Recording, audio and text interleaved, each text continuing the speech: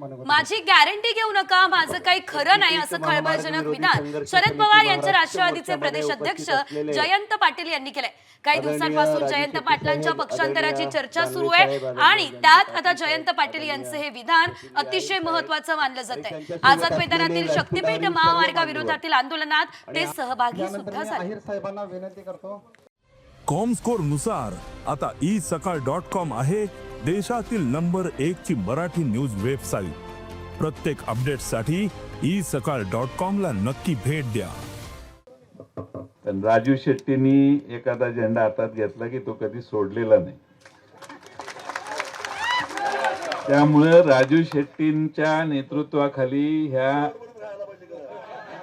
माझी गॅरंटी घेऊ नका, माझं काही खरं नाही।